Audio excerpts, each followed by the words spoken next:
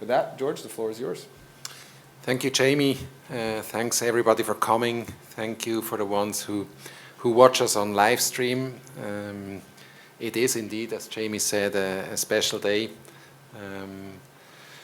We started a very thorough, in my opinion, a very thorough and detailed process back in September, I think, beginning of October, to find a new head coach. And you know, when you change your head coach, you get flooded with names, which also shows you that the job you have to offer is an attractive one.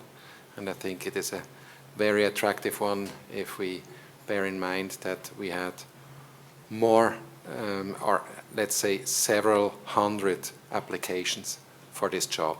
So all this doesn't make it easy because it takes time. It's very time consuming to narrow it down. We did this in several steps, and every time we spoke to Ezra, we were left with a very good impression afterwards. And ultimately, we invited him to come to Chicago.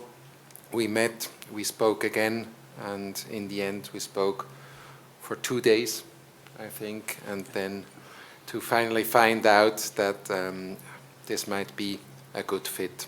I am convinced that this is a perfect fit for the Fire.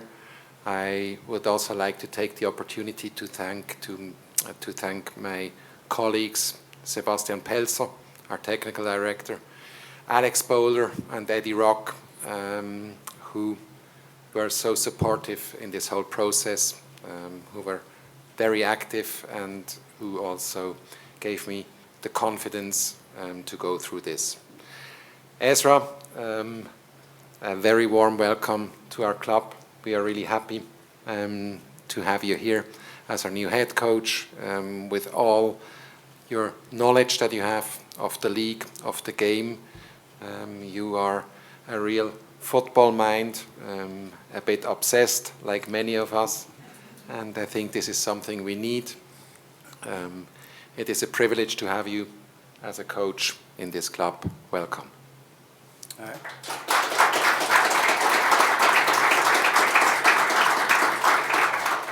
Well, first of all, thank you very much, George. Thank you guys for being here and welcome me to your city. For those of you watching on Zoom, sorry you can't be here, but thank you also. I'm very honored to be chosen as head coach of this team. I have a lot of people to thank. First, I want to start by thanking the owner, Joe, and his family for entrusting me with this duty to be the head coach going forward for this team. It's a very historic team, prestigious club, and so I'm very honored for that. George, Sebastian, Eddie, Alex, these guys who've helped me along the way, who's with me during the interview process. I want to thank them for also having faith in me as far as leading this team going forward. It's a great city, like I said. I'm happy to be here, and I'm really looking forward to great things here in Chicago. I think we have a good foundation, a good core group of players, and one of the things that attracted me to the club is being able to work with these players. You know, I've worked with young players a lot in my time as an assistant coach, and I'm looking forward to that, as well as building a team with some additional players. So it's great times. I'm happy, I'm excited, and I hope you guys are excited, and the fans are going to enjoy what this team is going to be about going forward. It's going to be some growing pains, but just know that we'll get this thing right and get this team back to where it belongs, and that's to be one of the top teams in this league, because, like I said, it's a big soccer city, and we need to make sure that our fans enjoy that entertainment style of soccer that we're going to bring here starting next year. All right, thanks, gentlemen. We'll now open it up for the Q&A. Media members here in the room, please make sure to state your name and outlet into the microphone so Ezra can get to know you. For the media members who are with us virtually, hit the raise hand icon on Zoom, and we will and we'll unmute your line when it's your turn to ask a question. With that, let's start with Jeremy. Hi, Ezra. Jeremy McCool, Chicago Tribune. First of all, congratulations. Thank you. And you touched a little bit on growing pains, and this is the Fire team kind of undergoing another rebuild after going through one in 2020, and it's a club that hasn't won a trophy since 2006. So why take on this role knowing the challenge ahead of you, and how do you hope to tackle that challenge? Well, when I look around the club and see the people who are in charge of changing the course of this club, I was very encouraged. I think they have very good soccer minds, and who knows the league, who knows what type of players are going to be successful in this league. When I came in and spoke in my interview process, I told them about my philosophy, my style of play, and the type of players that I would be looking to work with and to bring into the club, and they were in alignment with those things. And so I think there's a bright future for the club. Like I said, the core group of players, when you look at Chicago, a lot of people talk about the Phillies and the Dallas when they talk about homegrowns and having very good young players, but I think this club is right up there with those clubs as far as that pathway of homegrown players coming through the first team. And so that was very attractive for me, and I just see a lot of potential, and it's an opportunity that I wanted to take and go forward with. But like I said, having an owner like Joe that's invested so much and is willing to invest so much is also a big factor, because if you don't have that back end, then it becomes difficult. I've been on several teams. I've been involved in this league now for 25 years, either as a player or as an assistant coach, and I know that it takes an owner with that vision and that resource and willing to help out in that aspect for the team to be successful. So when you put all that together, the soccer minds that's running the day-to-day operations, and you have an owner like that, you have a city like this, and the type of players that we have currently, it's exciting times for me, and I'm just happy to to be here and to be in charge of getting us where we need to be. All right, next we'll go to Brian Sandalo on Zoom. Go ahead, Brian. Your line's open. Sure. Hi, I'm Brian Sandalo with the Chicago Sun-Times. Nice to virtually meet you. You've worked under some of the best coaches this league has ever produced, Siggy Schmidt, Caleb Porter. What have you learned from them, and how are you going to apply some of those lessons with the Fire? Well, like you said, I've learned from some of the best. I spent most of my years as a player or as an assistant coach with Siggy Schmidt, and then I worked under Brian Schmetzer, and then most recently Caleb Porter. And these are guys who have been very successful, who've won championships in the league, and who have been leaders of very successful clubs. So I'll take a lot from each one of them, but at the end of the day, it's going to be what I've learned compounded with what I bring to the table as far as a coach and my style and my philosophy that's going to lead this team going forward. So I'm very grateful to have had those experiences and learned from, as you say, some of the best, most productive coaches in this league. So I think when you put that with my knowledge of the game and how I like to see the game play, I think it's a good base and a good foundation for me to start this process and begin my new career as a head coach. All right, we'll stick with Zoom and go next to Sam Stachel. Go ahead, Sam. Thank you, Jamie. This is Sam Stachel with The Athletic. Thanks, George and Ezra. Congrats to you, Ezra, on Thank the you. new position. Ezra, you've talked a little bit about your philosophy. You've obviously been in the league a lot. You've won a lot of trophies. The trophies that you have won and the teams that you've been a part of that have won championships, they've taken different approaches to roster building. I'm curious if you think, what your kind of ideal approach to building a roster is. I know you're the coach and George is the sporting director, GM, so that's not exactly your purview, but I'm sure you'll be involved in it. So what is kind of your ideal approach, and how much do you value kind of league experience? We've seen teams around the league that are still playing, New England in particular, rely heavily on that and have a lot of success this season in particular. Yeah, well, I think it's going to be a collaborative effort. Once we get together, I think, like I said before, there's a lot of soccer minds here in Chicago currently. And with my experience and being around successful teams, I'll bring that to the table. But it's not going to be so much, what I want to do. It's going to be a collaborative effort. Now, someone has to make final decisions, and then ultimately it usually lands on the head of the head coach. So, but it's going to be taking input from all angles. We have guys like Frank Lopez that's still on staff, that's embedded into Chicago and in this club, and we're going to look to guys like that to help us, form a team that's, competitive, a team that's competing for trophies year in and year out. So it's going to be a collaborative effort with input from, myself and the sporting guys and my staff once that's all put together. But I think we have enough talented soccer minds in this organization to make this team very formidable. All right, continuing with Zoom, we'll go Justin Wasik and then Tom Bogert. Go ahead, Justin. Thanks, Jamie. Hello, George and Ezra. Congrats, Ezra, again. Thank you. So obviously, I know you were focused on your job as an assistant coach with the Crew last season, but from the games that you played versus the Fire, and maybe any film that you watched, both in the season and in preparation for your interviews, what are some of the things that stuck out to you in regards to things that you think need improving the most moving into your first year as the Fire's head coach?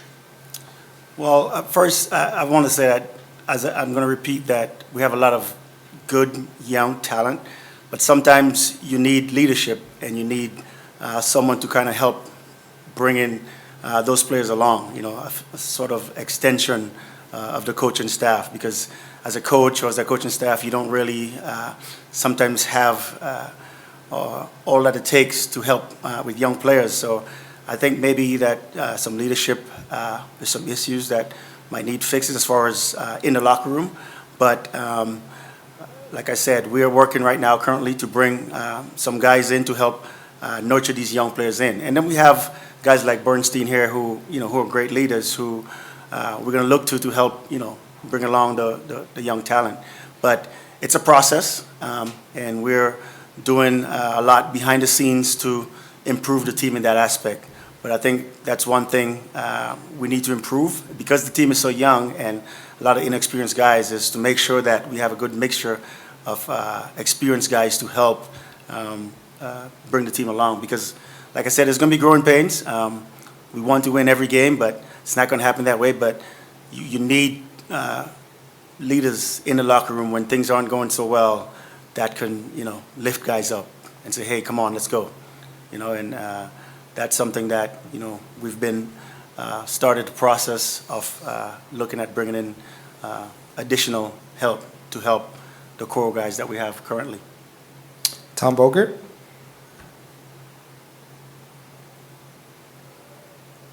Hey, Jamie. Congrats, Ezra, and nice to speak to you both. Thank you very much. This one's for George, though. If you can kind of get into the head coach search process a little bit more. What specifically about Ezra stuck out as him being the best candidate for this job, and then how many final candidates did it come down to?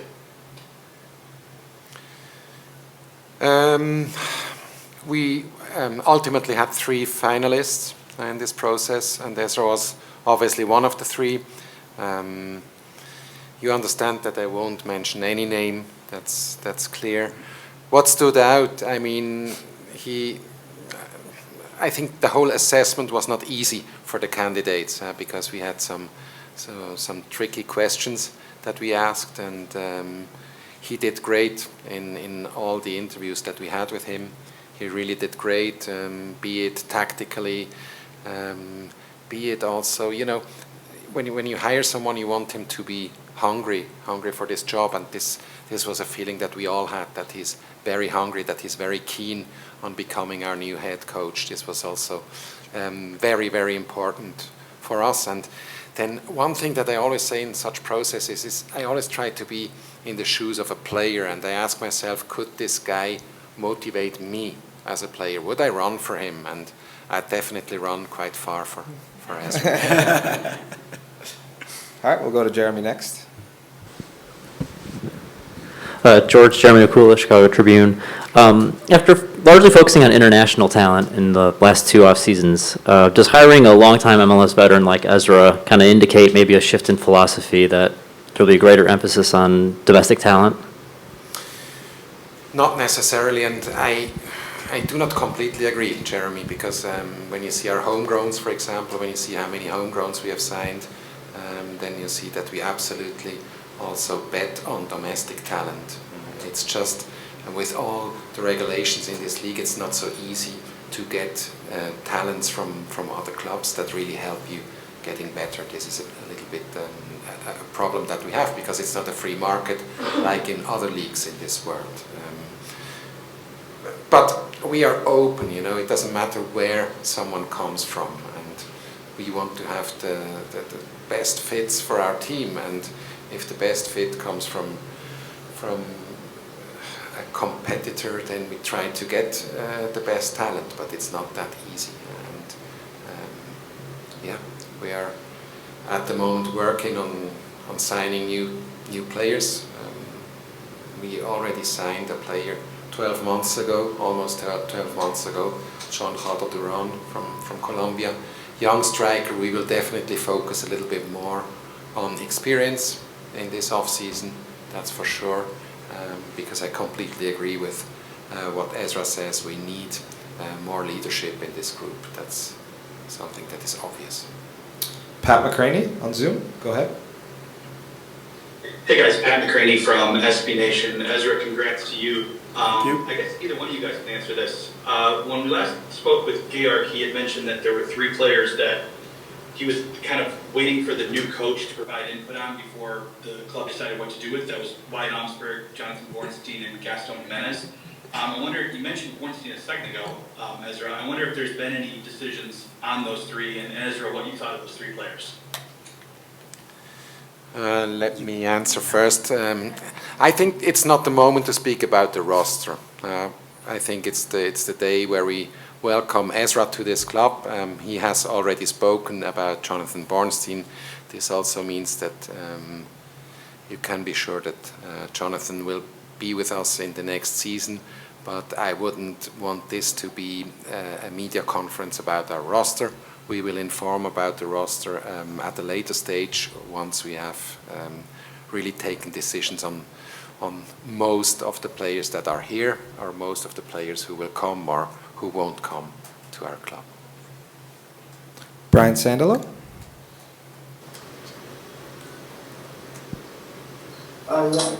This is for you.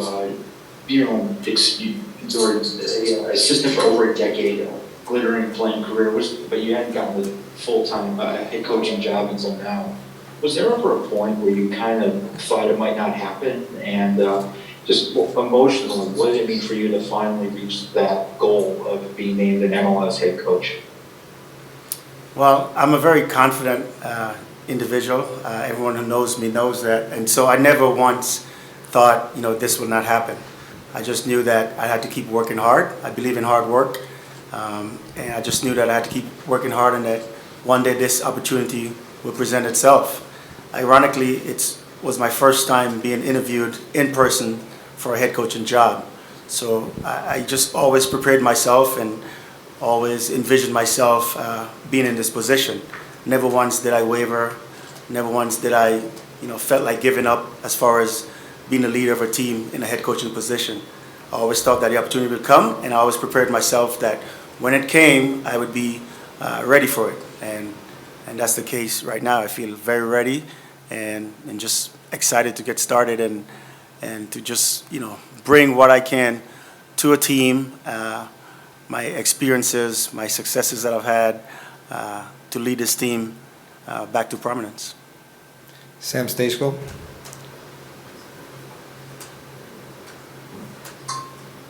Oh, sorry, I forgot to lower my hand. I didn't have anything there. Okay, all good. We'll go next to Justin Wasik. Go ahead, Justin. Thanks, Jimmy. This one's for Ezra again. Ezra, obviously every manager that ever manages needs their first gig. Everyone always has a first gig. This is yours at the head coach level. So what do you say to those who maybe look at your lack of managerial experience? I know you have a vast experience coaching and playing, but again, no head coach experience at the MLS level. What do you say to those who maybe are a bit weary that you don't have any head coach experience at this level yet?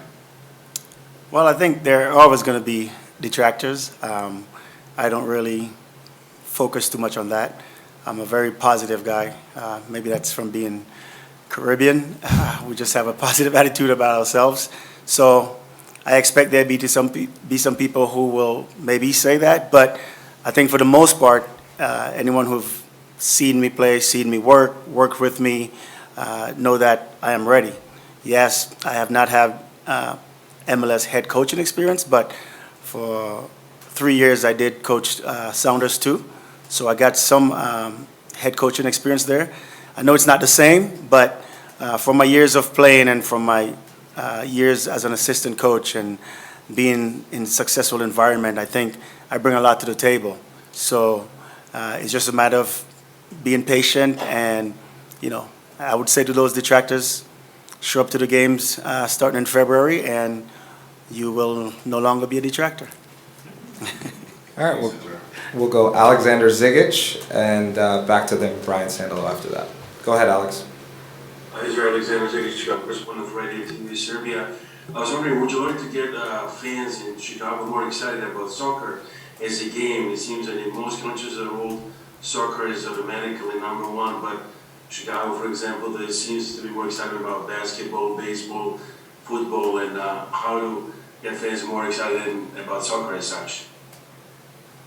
Is this for me? Yes. Well, I'm a big believer in you win and people will get excited and people will come to games.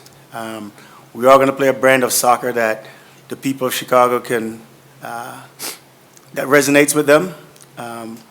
But at the end of the day, you can play beautiful soccer all you want.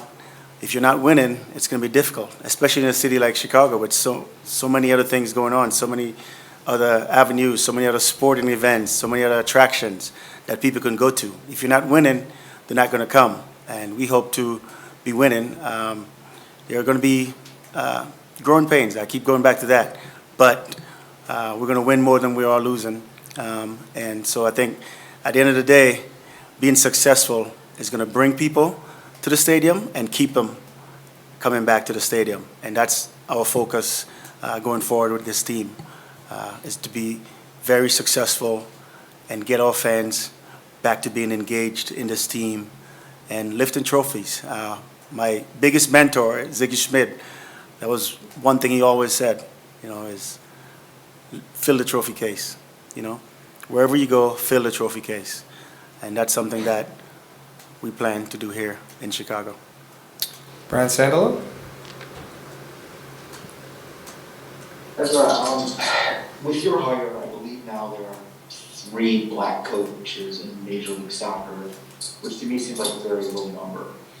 What do you think this hire means from that perspective, both to other black assistant coaches, future black players who might want to become coaches someday, and also to black fans who look at that number and think that's a pretty low number, that there's 3 black head coaches now in this league? Well, I'm happy that I've worked hard to get to this position, first of all.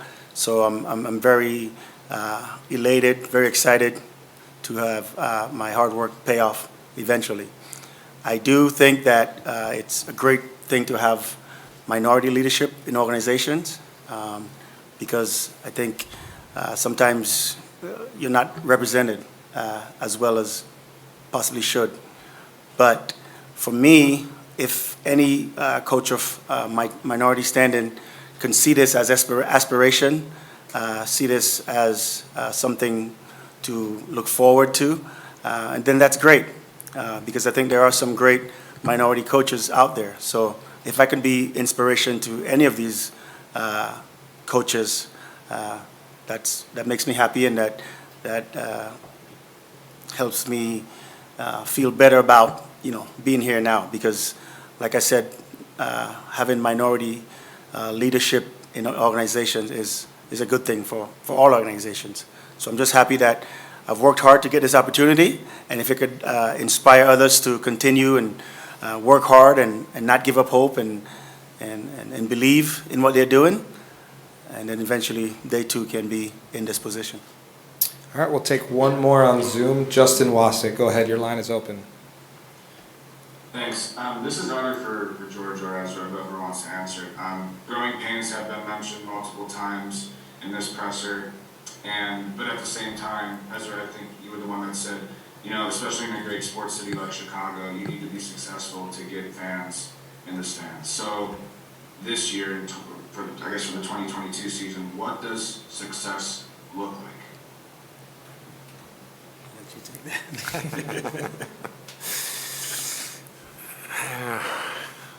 Thin ice. No, I mean, I feel like every year I say the same thing, but of course we want to make the playoffs. Of course, because otherwise we do not even need to start training in January. We want to make the playoffs. It's difficult to predict anything at the moment because we don't know who will be available and who will not be available for our team next season. In the playoffs, I think this we experience again these days. Anything can happen. If you have a good day, you can go far. If you have one bad day, your season is over. That can be terrible sometimes, but definitely we want to make the playoffs. All right. Any other questions in the room? All right. Well, that will then move to the quick photo opportunity with George and Ezra.